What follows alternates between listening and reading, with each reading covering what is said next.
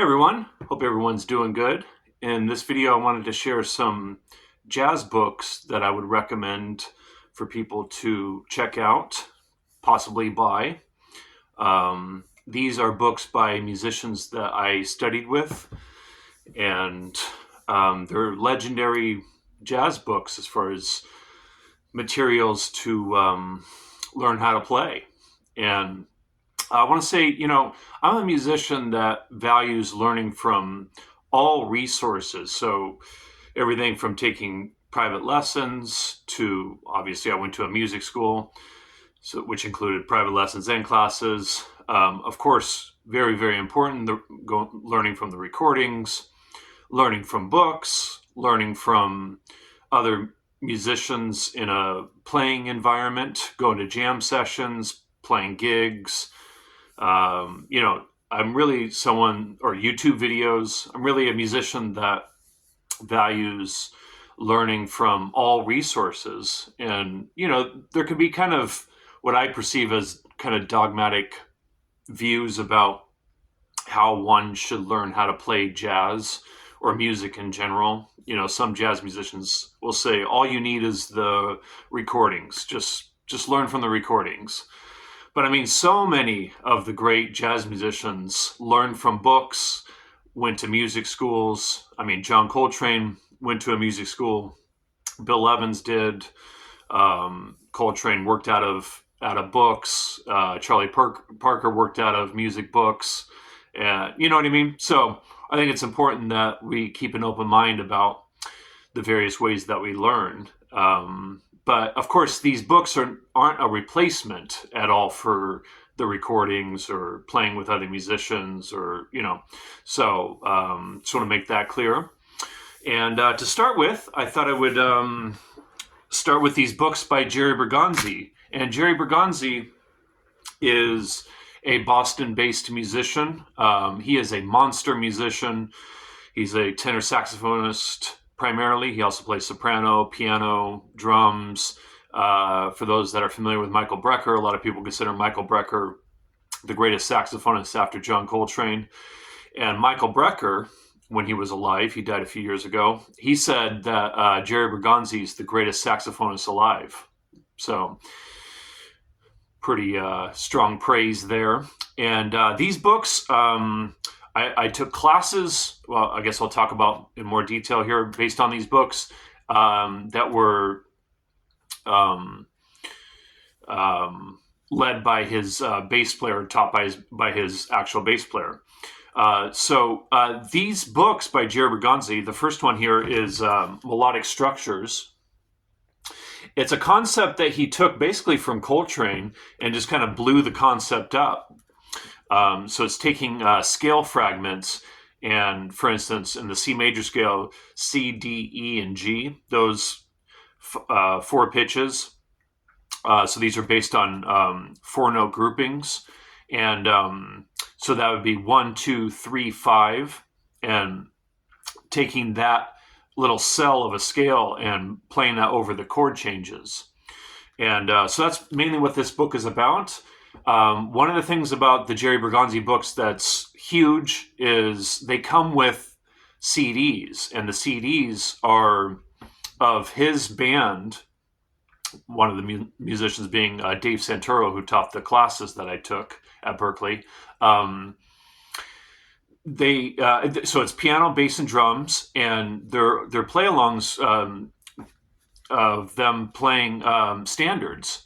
And so these books are just filled with standards, and you'll hear me in some of my videos playing along with these. They're a fantastic way to practice tunes, a really great way to practice tunes. And I often take out the piano just for the freedom of it, because I like to play harmony along with it. And also it makes it harder because you have to go off the chord changes based on just the bass, so it's really good for the ears in that way. But so the only issue with it is he has them kind of cryptic. The titles are kind of cryptic. So the first tune, for instance, is this tune called what is it called? Ladybird. and he titles it Lady Duck. So if you get these books, know that ahead of time that the titles are cryptic. I'm not sure why he did that. But if you get these books, just message me if you need help figuring out what they are. But the chord changes are in the books. So let me show you this. Hold on here while I find the page.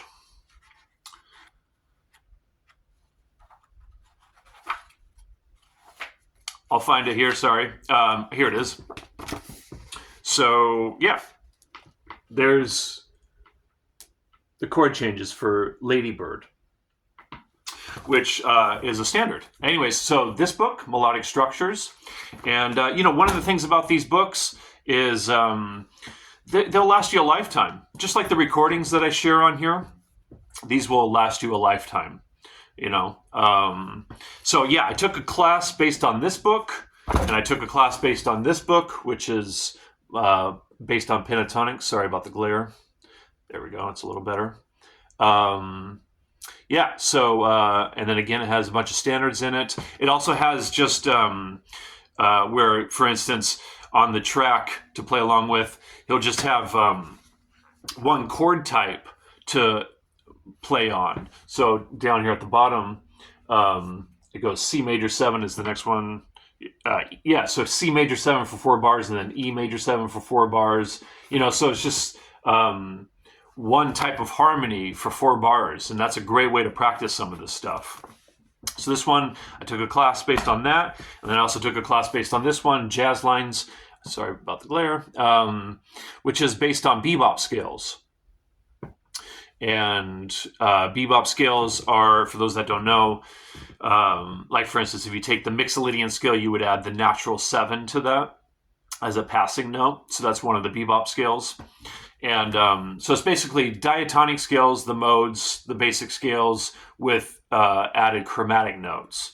And so, and for those that don't know, there's a whole series of books, which I'll probably share at some point on the channel, by Jamie Abersol, and they're dedicated to jazz standards. And you can get the melodies and the harmonies from the books that come along with it. But that's the thing about these books is it's exactly like the Jamie Abersol thing, where they're play along CDs that you get. All right, and then this book, I didn't take a class based on this, but I have, like all these books, devoured this. This is a book based on rhythms, and like he says in the back, time and rhythm are king! Exclamation point. Number 1! Exclamation point. So rhythm. Yeah, this is the study of specific types of rhythms and ways to help improve your time, and rhythms that, just can help crack open your rhythmic playing and rhythmic imagination.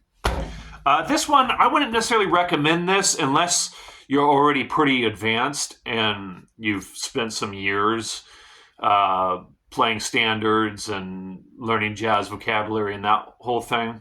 But I thought I would include it because, so that was volume 4. This is volume 5, Thesaurus of Intervallic Melodies. It's basically a way of just studying lines in an intervallic way, which is cool and hip. It's very thick. So I wouldn't necessarily recommend this if you're even, like if you're 10 years into playing and learning jazz, maybe get this. But anyways, just thought I'd mention it because that's volume 5. And then volume 6 I would strongly recommend because it's an amalgamation of tons of different kind of essential stuff. And again, this book comes with tons and tons of standards to play along with. And I should have mentioned this before.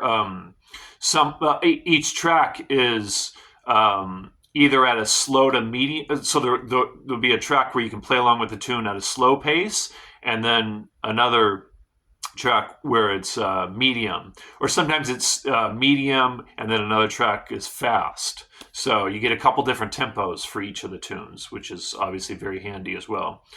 And so this book is fantastic. And then volume 7, I talked about practicing hexatonics. That's what this book is all about, is hexatonics, which is 6-note scales. And it's basically triad pairs. So taking, for instance, C major triad and a D major triad, 6 different notes, and it's a really hip concept to take and apply to chord progressions or static harmony too. All right, and then just wanted to recommend this because this is my favorite Jerry Bergonzi CD recording. It's called Tenorist, and it has Dave Santoro, the bass player that's on the recordings that go along with these books. And I should have mentioned this, Adam Nussbaum is the drummer on these play-along recordings. That's the drummer on this. Adam Nussbaum is, of course, an amazing drummer. And then this has the guitar player John Abercrombie. Yeah, really cool, really great guitar player. So Tenorist, this is my favorite recording by him. Very great. This is just a great recording.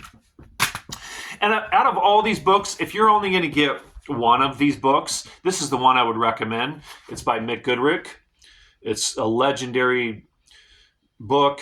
And for those that don't know, I made a whole video about studying with Mick Goodrick, but I studied with Mick Goodrick at Berklee. It was a really big deal for me. And he influenced, so Bill Frisell studied with Mick Goodrick, Mike Stern studied with Mick Goodrick, and Pat influenced all those guitar players that were coming up in the 70s and that are still playing today. So Pat Metheny and him played together in the 70s, and he also influenced John Scofield. Tons and tons of guitar players he influenced because he had a whole new approach to playing jazz. So this book is fantastic. So if you're only getting one of these books, this is the one I would recommend.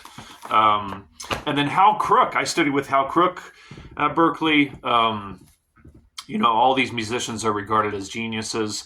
And Hal Crook's book, How to Improvise, is very, very detailed. Hal is very much into taking a specific concept and getting really organized about how you practice each specific concept. And this book is just filled with tons and tons of ways of practicing specific concepts. And so this is excellent. And I actually when I studied with Hal, I took a class which was based on this book, which I'll talk about, Ready, Aim, Improvise. I took a class based on this book. And then I also studied with him privately outside of Boston. I had to take a train an hour outside of Boston to get to his studio. And amazing musician. And I learned a ton from him. And this book is just filled. It's very thick, but it's filled with, he really gets into all sorts of stuff. There's tons of pages where he just shares his thoughts about music in general and jazz in general, and but also gets into ways of practicing on chord changes.